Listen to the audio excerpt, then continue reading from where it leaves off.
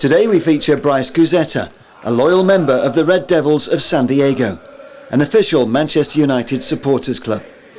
Clearly Bryce was overjoyed to make it to the Theatre of Dreams for our first home match of the season. But like many of his fellow Americans, Bryce has one big problem with our football club. I still feel part of the family.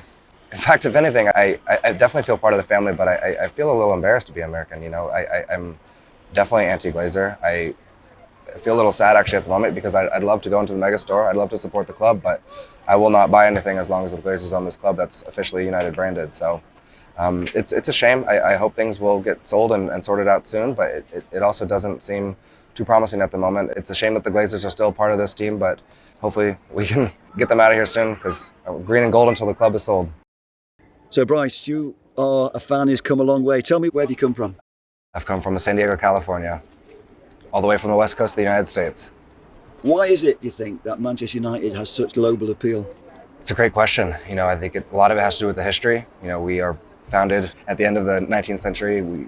I think the Busby Babes are a huge part of the history that kept that tradition going. I think, sadly, the Munich crash is a big part of why things have continued to progress because of how we were able to bounce back and recover from that tragic period of our time. The history of Alex, I think that's really changed and continued to help modernize the fandom and the love for the club. It was an eye-opener for me because in the UK, a lot of people think that in America, football, real football as I call it, has never really got the same appeal as it's got in Europe. But I saw firsthand that people over there are really passionate, aren't they? Yeah, completely passionate. You know, I think, sure, there's some differences. You know, in America, there is this pay-to-play model, which means that a lot of people are not able to access football as much because you have to pay to be on these club teams and travel around. So I think the accessibility is not as available as other places, but the passion is really there. It's been growing over the last 3 decades completely. You know, the MLS was refounded basically in the 1990s. It's growing every year. We're having new expansion teams, and my city is actually getting a new team in the next year or two. And so the football is really growing, the passion's really growing, and it helps with people coming over. You know, at the moment, Leo Messi is a huge story, joining Inter Miami and David Beckham's team down in Florida there.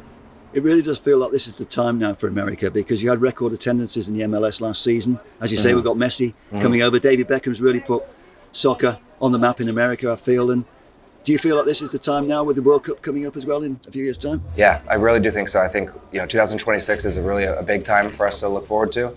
I think also if we look at football as a whole, our women's team is really strong. I think we've won multiple World Cups, and that's really helped keep the passion alive on the women's side of things too, because football's for everyone, men, women, and children. And with 2026 coming up, hosting the World Cup, it should hopefully be near us in California as well. I think they've already released some of the cities, but it'll be something huge to be an attraction for everyone. And as you say, you run one of the supporters clubs over there. It was fantastic seeing the guys from San Diego, the reaction when they got to meet the players, the former players and the current players. What was that like? I mean, it's amazing.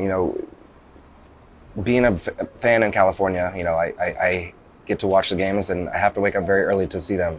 And coming to here, to Old Trafford, this is a pilgrimage. I always joke that getting to watch United, it's early Saturday morning, so it's a religion to us. It's our church. And so this is really the pilgrimage to the Holy Land, coming here to Manchester. So, having the accessibility to have Manchester United come to San Diego, to meet some of these players, to see these people that we watch on TV week in and week out, it really is a treat, and sometimes it feels like a once-in-a-lifetime opportunity. Hopefully they'll be coming back. We tried to give them a good time and show them our city, but we'll see what the future holds as well. It was really great to do football American style. I really enjoyed the tailgate at San Diego. Yeah, that's a real culture in America. We have these big parking lots with a lot of slots available for different cars, and in other sports, American football, basketball even sometimes too, they'll park out for hours before the game. They'll have their barbecues, they'll have their beer, their drinks, and they'll just celebrate and be with one another. And we weren't very far, of course, from Hollywood. It did feel like a little bit of a touch of Hollywood. We had the film star there on the pitch. I was filming in pitchside, and there's a great atmosphere at the Snapdragon Stadium. It's a really nice stadium. It's just been built up in the last year or two. You're right, it is a little bit more Hollywood. We have Ryan Reynolds and Rob McElhenney affiliated with Wrexham that came to make it, give you that Southern California flair. But Snapdragon's a really nice stadium. It's rather small. I think it's a capacity of about 35,000, but it's a really nice outdoor feel. In Southern California, we're famous for our weather, and so we have the stadiums open and available to have food and drink year round, just out in the sunshine.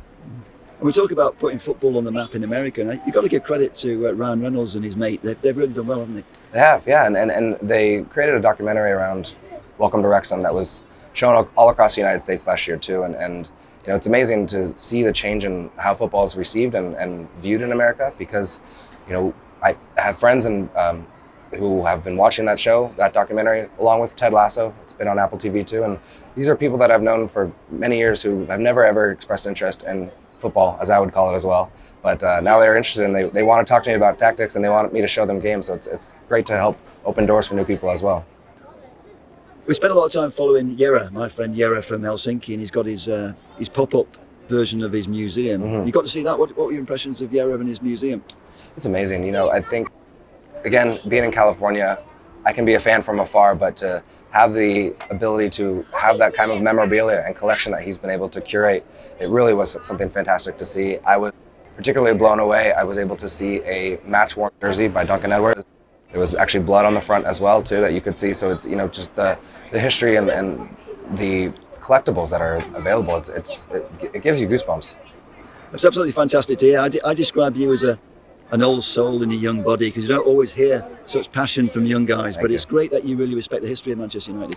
I do. I've always liked history in all subjects, but I'm very fortunate in San Diego. We have two older gentlemen who have been passionate fans of Manchester United since the 1960s, and every week when I see them, and of course, you know, I'm seeing them 2-3 times a week for every match, but every time I see them, I'm always asking them stories about the old times, about Busby Babes, about George Best. They knew them personally. One of my friends, Tony, he knew and knows Bobby Charlton. He knows Sir Alex. He has stories and close encounters with everyone from the ages past. So I'm always asking questions about Dennis Law and all these names that we all know. They're more than just names on a wall or names on a trophy, but there's stories. There's things to learn, and it's important to have that be passed down from generation to generation, because, you know, over time you just get caught up in the modern day. I did spend time with Tony as well when I was over there, and we did a great interview, and you're very lucky to have somebody like Tony to get you educated on Manchester United. I am, yeah. It's really great, again, to have those people who have had those passionate in their heart since the 1960s, and yeah, he's always teaching me many different songs as well. You know, he always says, I don't want to hear Knick Knack Paddywhack, I want to get more into the details. So you know, he teaches songs from the 40s and the 50s and things that are, you know, you don't even hear around Old Trafford anymore. So it's nice to know that, you know, there's some history in me that I know more than some of the Mancunians do sometimes. And you know, again, Tony is a legend in his own right. He actually doesn't share this too often, but you know, the famous song, United Road, take me home to the place I belong. He invented that chant.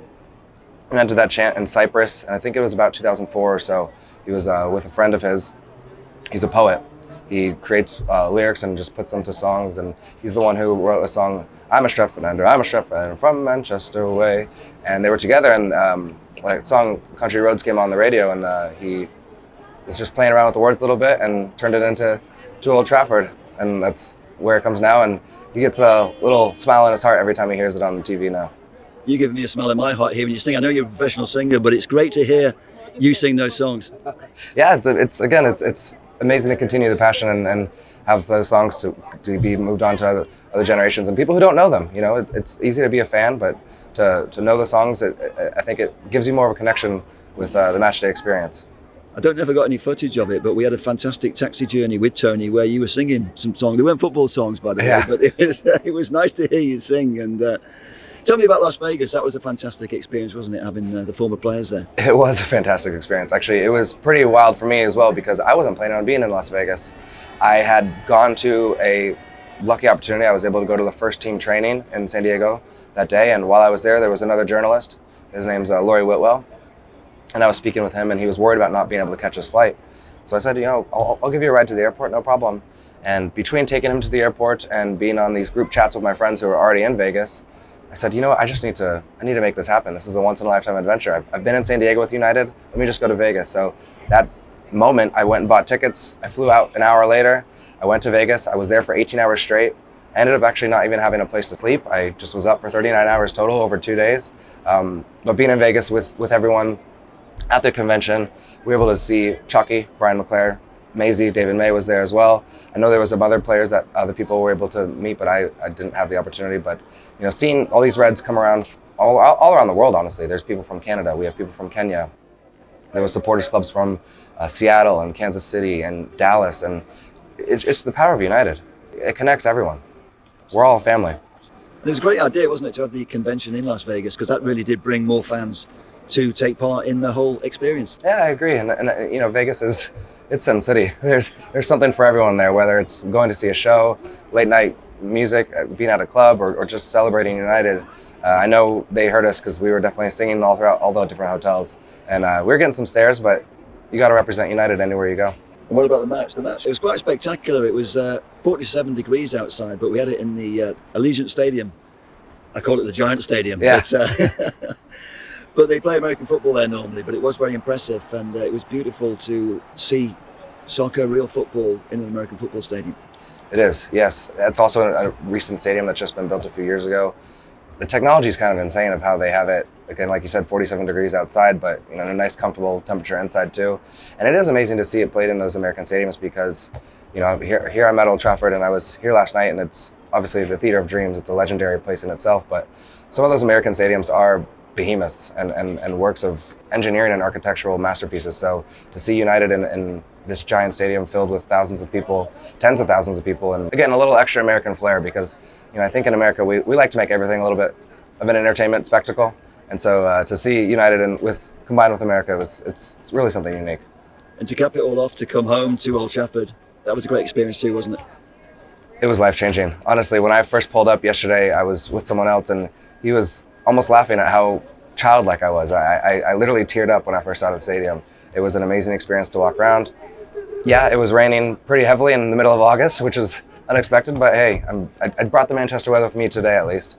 But yeah, walking around the stadium, getting to see the protests, getting some of the fanzines, walking up and down the terraces, pictures, the whole match. I mean, I just was in bedlam the entire time. Yeah. I don't want to put you on the spot if you don't want to talk about it, but how do you feel about having an American owner, which isn't very popular? Does that make you feel unwelcome when you come here, or do you feel you're still part of the family? I still feel part of the family. In fact, if anything, I definitely feel part of the family, but I feel a little embarrassed to be American. You know, I'm definitely anti-Glazer. I feel a little sad actually at the moment because I'd love to go into the mega store. I'd love to support the club, but I will not buy anything as long as the Glazers on this club that's officially United branded. So it's a shame. I hope things will get sold and sorted out soon, but it also doesn't seem too promising at the moment. This has been going on 9 months or so. There's multiple bids left and right. We're never really clear on what the picture's looking like. So, it's a shame that the Glazers are still part of this team, but hopefully we can get them out of here soon because green and gold until the club is sold. Absolutely. I mean, I remember one of the songs that I used to sing, can't remember when it was now, but we will overcome someday. Yeah. And there's very much a positive feeling among fans that we will overcome someday. And just imagine how strong we will be if all the fans are united behind a popular owner. It would be fantastic, wouldn't it? It would be, because again, if we go back to the San Diego tour, you look at something like Wrexham. Yes, of course, they're a much smaller team, but the turnaround of having these celebrities come in, Ryan Reynolds and Rob McElhenney, they've pumped a lot of money into the town. They've tried to revitalize the general stadium and training kits as well, and providing that positive influence and atmosphere. I think it brings the community. It brings everyone united. Absolutely fantastic, Bryce. Well, thank you very much for joining us today. Thanks for speaking, and we hope to see you back again sometime soon. Absolutely. Like I said, this has been a pilgrimage, and I would love to come back again. Thank you so much.